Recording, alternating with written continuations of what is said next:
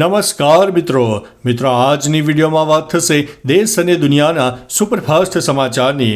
સૌપ્રથમ વાત કરીએ તો મમતા યુસુફ પઠાણને આપ્યો છે ઝટકો। પાકિસ્તાનને વિશ્વ લેવલે ઉગાડું પાડવા માટે દેશમાંથી વિદેશ જનારી ઓલ પાર્ટી ડેલિગેશનની ટીમ તૈયાર કરવામાં આવી છે। આ ટીએમસી સાંસદ યુસુફ ખાન પઠાણનું નામ હતું, જેની સામે સીએમ મમતા બેનર્જીએ વાંધો ઉઠાવ્યો હતો। હવે પઠાણની જગ્યાએ ટીએમસીએ ડેલિગેશન ટીમ માટે અભિષેક બેનર્જીનું નામ જારી કર્યું છે। આમ ટીએમસી તરફથી હવે અભિષેક બેનર્જી વૈશ્વિક સ્તરે જઈને પાકિસ્તાનની નીતિને ઉગાડી પાડશે। મિત્રો, અન્ય મહત્વના સમાચારની વાત કરીએ તો પાકિસ્તાનમાં તબાહી, કંપનીએ 2 કલાકમાં 4600 કરોડની કમાણી કરી લીધી। પાકિસ્તાન સામે ઉપયોગમાં લેવાતી આકાશ તીર મિસાઇલ બનાવવામાં બેલ નામની કંપનીએ મહત્વપૂર્ણ ભૂમિકા ભજવી। હવે કંપનીના ત્રિમાસિક પરિણામો આવી ગયા છે, જે ઘણા સારા છે।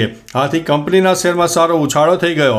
ખાસ વાત એ છે કે બેલ કંપનીએ માત્ર 2 કલાકમાં લગભગ 4600 કરોડની કમાણી કરી લીધી। બપોરે 2 વાગ્યે બેલનો શેર 0.88% વધારા સાથે 377 પર ટ્રેડ થયો હતો।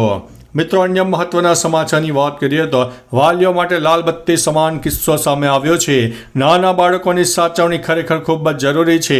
જો આ મામલે કોઈ પણ ચૂક થાય તો ક્યારેય પણ માતા પિતાને પસ્તાવાનો વારો આવી શકે છે। આવી જ એક ઘટના સુરતથી સામે આવી છે। અહીં એક બાળકી રમતા રમતા 2 સિક્કા ગળી ગઈ હતી। આ તરફ બાળકીના અન્નનળીમાં 1 રૂપિયો અને 2 રૂપિયાના એમ 2 સિક્કા ફસાઈ ગયા હતા। ઘટનાને લઈને બાળકીને સારવાર અર્થે ખસેડવામાં આવ્યા હતા। બાદમાં એન્ડોસ્કોપી કરીને અન્નનળીમાંથી બંને સિક્કા કાઢવામાં આવ્યા હતા। મિત્રો, અન્ય મહત્વના સમાચારની વાત કરીએ તો ઇસ્લામ કબૂલ કરો ટ્રમ્પ। અમેરિકાના રાષ્ટ્રપતિ બન્યા પછી ડોનાલ્ડ ટ્રમ્પે ખાડી દેશોની પહેલી મુલાકાત લીધી। આ માહોલમાં મુસ્લિમ દેશોના લોકોએ સોશિયલ મીડિયા પર ટ્રમ્પની ખૂબ પ્રશંસા કરી। તેમણે ટ્રમ્પને ઇસ્લામ કબૂલ કરવાનું પણ કહ્યું। ઇજિપ્તના એક પ્રખ્યાત ઇસ્લામિક ધર્મગુરુ મુસ્તફા અલ અદાવીએ કહ્યું છે કે ટ્રમ્પે ઇસ્લામ ધર્મ સ્વીકારવો જોઈએ। અલ્લાહ સમક્ષ માથું ઝુકાવીને બચી જાઓ। જો કે આ વિડીયો ક્યાંનો છે અને તે જાહેર કરવામાં આવ્યું નથી। મિત્રો, અન્ય મહત્વના સમાચારની વાત કરીએ તો મનરેગા કૌભાંડમાં મંત્રીના પુત્ર સહિત 3 આરોપીઓના રિમાન્ડ મંજૂર થયા છે। દાહોદમાં મનરેગા કૌભાંડનો મામલો હાલ ચર્ચામાં છે। આ કૌભાંડના કેસમાં 5 આરોપીની ધરપકડ કરવામાં આવી છે। રાજ્યના મંત્રી બચુ ખાબડના 2 પુત્રો, ભાણેજ, તત્કાલીન ટીડીઓ એપીઓની પોલીસે ધરપકડ કરી છે અને કોર્ટમાં રજૂ કર્યા છે।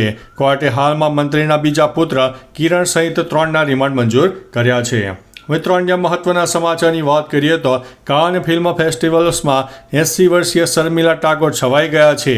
સ્ટાર શર્મિલા ટાગોર અને સિમી ગ્રેવાલ ક્રાન્સ ફિલ્મ ફેસ્ટિવલમાં ચમક્યા હતા, જ્યાં તેઓ સત્યજીત રેની ફિલ્મ અનનૈયર દિન રાની ના ઐતિહાસિક સ્ક્રીનિંગ માટે પહોંચ્યા હતા। આ 1970ની ક્લાસિક ફિલ્મનું નવું 4K વર્ઝન છે। આ ફિલ્મ સત્યજીત રેના સિનેમાના લાંબા સમયથી ચાહક રહેલા વેસ એન્ડરસન દ્વારા રજૂ કરવામાં આવી હતી।